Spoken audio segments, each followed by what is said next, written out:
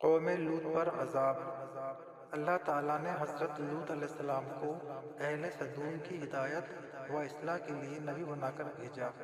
یہ لوگ بڑے سرکش اور نافرمان اور گناہ گار تھے۔ عورتوں کے بجائے مردوں سے خواہش پوری کرنا، باہر سے آنے والے تاجروں کا مال ہیلے بہانے کر کے لوٹ لینا اور بھری مجلس میں کھلم کھلا گناہ کرنا ان کی فطرت بن گئی تھی۔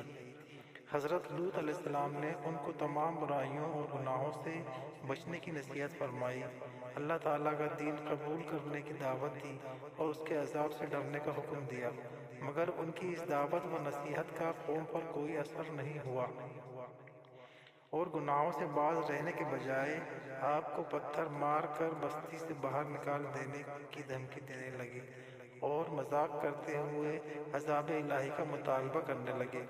حضرت لوط کے بار بار سمجھانے کے باوجود وہ اپنی ضد اور ہٹ درمی سے باز نہیں آئے، تو اللہ تعالیٰ نے اس ناپاک قوم کو دنیا سے مٹانے کے لیے عذاب کے فرشتوں کو بھیج دیا۔ حضرت لوط علیہ السلام فرشتوں کے اشارے پر اپنے گھر والوں اور ایمان والوں کو لے کر سن نامی بستی میں چلے گئے، اور صبح ہوتے ہی ایک بھیانک اور زوردار چیخ نے سارے شہر کو ہلاک کر دیا۔